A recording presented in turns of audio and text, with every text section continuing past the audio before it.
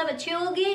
स्वागत है आप सभी का आपके अपने एसपी स्टडी यूट्यूब चैनल पर। तो गाइस आज हम आपको बताने वाले हैं समाज शास्त्र का जो आपका फर्स्ट चैप्टर है, भारतीय समाज का परिचय। जो आपका फर्स्ट चैप्टर है उस चैप्टर से आपके कौन कौन से प्रश्न पेपर में रखे जा सकते हैं, वो सारे प्रश्नों के आंसर आज हम आपको देने वाली हैं। ठीक है, देखिए अतलग उत्तरीय प्रश्न आपके कौन से आ सकते हैं और लघु उत्तरीय प्रश्न आपके कौन से आएंगे, विस्तृत उत्तरीय प्रश्न आपके कौन कौन से पूछे जा सकते हैं, तो सारा कुछ आपको हम बताने वाले हैं। तो वीडियो में आप अंत तक बने रहे, वीडियो को आप बिल्कुल भी स्किप ना करें। तो देखिए अतिलघु उत्तरीय प्रश्न में जो सबसे पहला प्रश्न है वो मैंने यहाँ पर लिया है कि उपनिवेशवाद पर संक्षिप्त टिप्पणी लिखिए।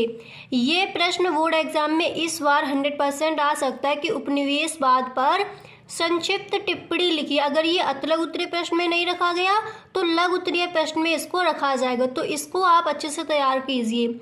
अगर ये प्रश्न आपका अतलघु उत्तरीय प्रश्न में रखा जाता है तो इस प्रश्न का आंसर आप इस तरह से लिखोगे। पहले आपको हेडिंग डाली है उपनिवेशवाद, ठीक है।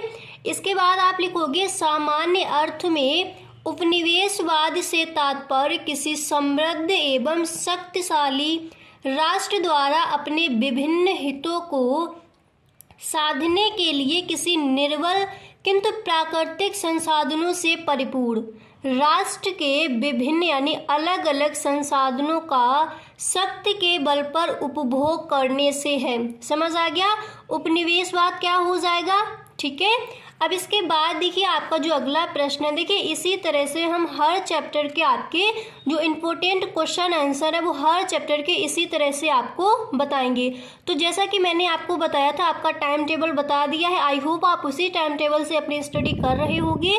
और देखिए जो मैंने आपको बताया था कि अलग कॉपी आपको लेनी है, ठीक है। और जितने भी मैं आपको इम्पोर्टेंट क्वेश्चन बताऊं वो सारे क्वेश्चंस आपको उसी कॉपी पर लिखने होंगे। ओके, इस तरह से आप अपनी पढ़ाई कीजिए और जिस तरह से मैंने आपको टाइम टेबल बताया उसी टाइम टेबल से आप अपनी स्टडी कीजिए। जिस तरह से मैंने आपको बताया कि कौन से समय आपको कौन से सब्जेक्ट पकड़ने हैं और उन सब्जेक्ट में आपको कितना कितना एक दिन में अपना कवर करना है, तो उसी तरह से आप अपनी स्टडी कीजिए। तो आज देखिए ये आपका फर्स्ट है, जो आपका फर्स्ट चैप्टर है सोशियोलॉजी का, उसके जो क्वेश्चन आंसर है वो हम बताएंगे। इसके बाद देखिए नेक्स्ट डे आपको मिलेगा जो आपका सेकंड चैप्टर है, उसके सारे क्वेश्चन आंसर आपको मिलेंगे, कौन कौन से बोर्ड एग्जाम में उस चैप्टर से क्वेश्चन आ सकते हैं। तो यहाँ पर देखिए आपका जो नेक्स्ट प्रश्न है वो मैंने यहाँ पर लिया है कि राष्ट्रवाद की अवधारणा को किन दो रूपों में व्यक्त किया जा सकता है। प्रश्न क्या है, राष्ट्रवाद की अवधारणा को किन दो रूपों में व्यक्त किया जा सकता है। तो इस प्रश्न का आंसर आप इस तरह से लिखोगे कि राष्ट्रवाद की अवधारणा को पूर्वी राष्ट्रवाद और पश्चिमी राष्ट्रवाद के रूप में व्यक्त किया गया है, ठीक है। अगर ये आपका अतलघु उत्तरीय प्रश्न में पूछा जा सकता है तो फिर आप इतना ही लिख सकती हो, ठीक है। यहाँ पर मैंने आपको बताने के लिए ये पूरा यहाँ पर लिख दिया है। तो राष्ट्रवाद की अवधारणा को पूर्वी राष्ट्रवाद और पश्चिमी राष्ट्रवाद के रूप में भी व्यक्त किया गया है। इसके बाद यहाँ पर मैंने लिखा है कि पूर्वी राष्ट्रवाद साम्राज्यवादी तथा उपनिवेशवादी व्यवस्था के विरुद्ध प्रतिक्रियात्मक उपजा। ओके, इसके बाद देखिए वहीं पश्चिमी राष्ट्रवाद या पाश्चात्य राष्ट्रवाद का उदय मध्य युग की समाप्ति पर यूरोप में राष्ट्र राज्यों के अभ्युदय की अभिव्यक्ति के परिणाम स्वरूप हुआ, ठीक है। इस तरह से आपको इस प्रश्न का आंसर लिख कर आना है। सारे प्रश्नों के आंसर आपको लिख लेने हैं।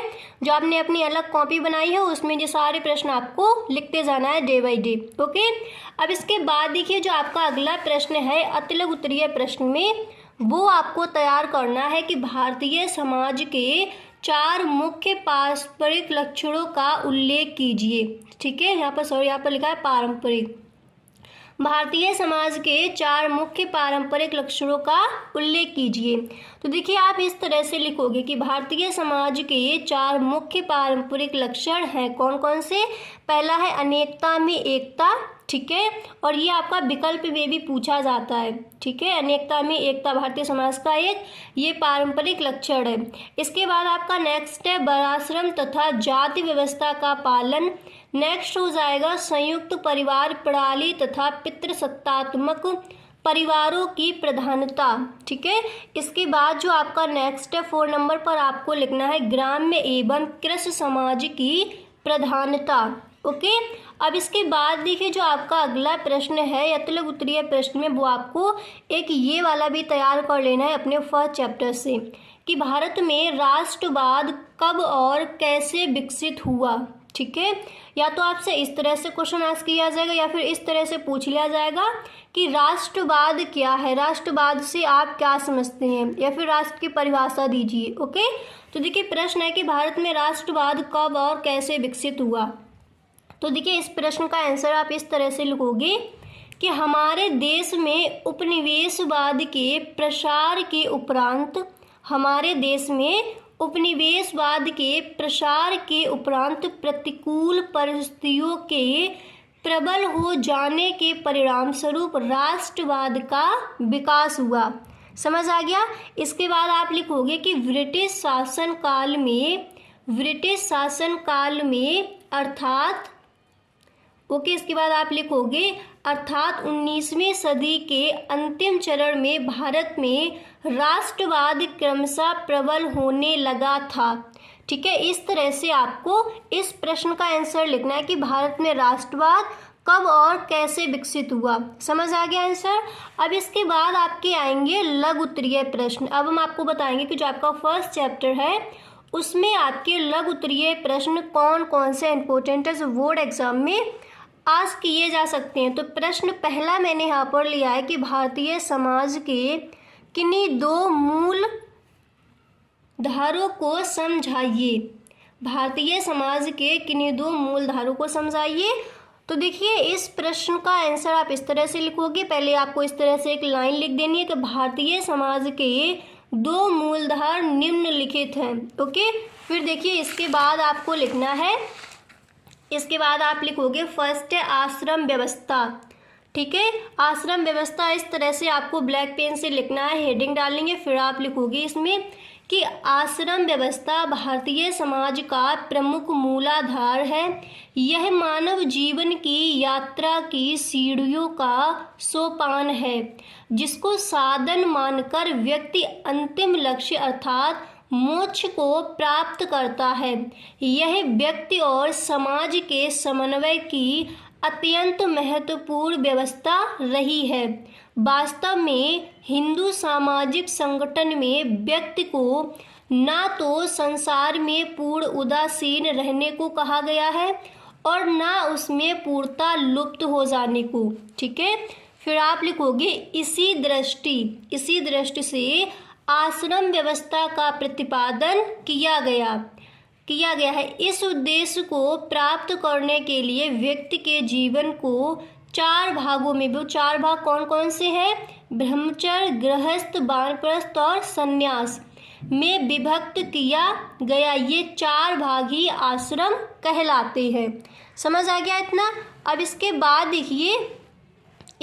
देखिए आपको यहाँ पर नेक्स्ट हेडिंग डालनी है वर्ण व्यवस्था, और फिर इसमें आप लिखोगे कि भारतीय समाज का दूसरा प्रमुख मूलाधार वर्ण व्यवस्था है, ठीक है। देखिए वीडियो को आप पूरा सुनिए, ओके, एंड तक आप सुनिए, फिर अपनी कॉपी पर इसको नोट कर लीजिए। एक बार ही आपको रिवाइज करना पड़ेगा, अच्छे से याद हो जाएगा। फिर जब आप अपना बोर्ड एग्जाम देने जाओगे तो उससे पहले 1-2 बार इसको लिख कर देख लीजिए। साथ में इस तरह से अगर आप अभी से अपनी मेहनत करने लगोगे तो आपके पूरे नंबर ही आएंगे, ठीक है। तो इसी तरह से आप अपनी पढ़ाई कीजिए और टाइम वेस्ट अभी से आपको नहीं करना है, ठीक है। अगर आप कुछ करना चाहते हो इस बार के बोर्ड एग्जाम में, अगर आपको टॉप करना है तो मेहनत भी आपको उसी तरह से करनी होगी। अभी से अपनी पढ़ाई में आपको जुट जाना है। तो देखिए यहाँ पर आप हेडिंग डालोगे वर्ण व्यवस्था, और फिर इसमें आप लिखोगे कि भारतीय समाज का दूसरा प्रमुख मूलाधार वर्ण व्यवस्था है। इसका संबंध भारतीय समाज में पाए जाने वाले 4 प्रमुख स्तरों, वो 4 प्रमुख स्तर कौन कौन से हैं? ब्राह्मण, क्षत्रिय, वैश्य और शूद्र। ओके, इसके बाद आप लिखोगे शूद्र से है। वर्ण व्यवस्था का प्रमुख उद्देश्य समाज को सुव्यवस्थित तथा संगठित बनाना था। इसका अन्य उद्देश्य समाज में श्रम विभाजन के सिद्धांत को प्रयोग में लाना था। इस संगठन में विभिन्न वर्णों के विभिन्न कार्य या कर्म निर्धारित किए गए थे। ठीक है, कर्म निर्धारित किए गए थे, अर्थात चारों वर्गों के स्पष्ट एवं अलग अलग कार्य थे। प्रत्येक वर्ण समाज के सुचारू रूप से संचालन हेतु निश्चय कार्य करता था। अब इसके बाद देखिए जो आपका अगला प्रश्न है वो मैंने यहाँ पर लिया है कि मध्यम वर्ग। ठीक है, मध्यम वर्ग किसे कहते हैं? प्रश्न कई बार पूछा गया है, इस बार भी आपका पूछा जा सकता है कि मध्यम वर्ग किसे कहते हैं। तो इस तरह से पहले आप हेडिंग डालोगे मध्यम वर्ग और फिर आप इसमें लिखोगे कि नगरीय वर्ग संरचना में यह वर्ग सर्वाधिक महत्वपूर्ण स्थान रखता है। इसे हम दो रूपों में विभक्त कर सकते। वो दो रूप कौन कौन से हैं? उच्च मध्यम वर्ग, निम्न मध्यम वर्ग। फिर इसके बाद आपको लिखना है यद्यपि उच्च मध्यम वर्ग से आशय उस बुद्धिजीवी वर्ग से है जिसका उल्लेख हम पूर्व में कर चुके हैं, तथापि इस वर्ग में समाज के उच्च प्रतिष्ठित लोग जैसे डॉक्टर, इंजीनियर, बड़े व्यापारी, राष्ट्रीय स्तरीय खिलाड़ी, साहित्यकार और पत्रकारों से सम्मिलित है। इसके बाद आपको लिखना है यह वर्ग समाज की रीढ़ कहा जाता है जो सर्वाधिक जीवन के प्रमुख क्षेत्रों में अपना महत्वपूर्ण योगदान देता है। यह वर्ग पश्चिमी संस्कृति से प्रभावित होता है तथा समाज की परंपराओं व मूल्यों के प्रति कम रुचि प्रदर्शित करता है। तो इस तरह से आपको इसका आंसर लिखना है कि मध्यम वर्ग किसे कहते हैं। ओके, अब इसके बाद देखिए जो आपका नेक्स्ट प्रश्न है वो मैंने यहाँ पर लिया है कि सामुदायिक पहचान क्या है, वर्णन कीजिए। ओके, प्रश्न आपका क्या दिया गया कि सामुदायिक पहचान क्या है, वर्णन कीजिए। तो देखिए इसका आंसर आप इस तरह से लिखोगे। सबसे पहले आपको लिखना है कि मैकाइवर एवं पेज के शब्दों में। ओके, ये आपके समाजशास्त्री हैं।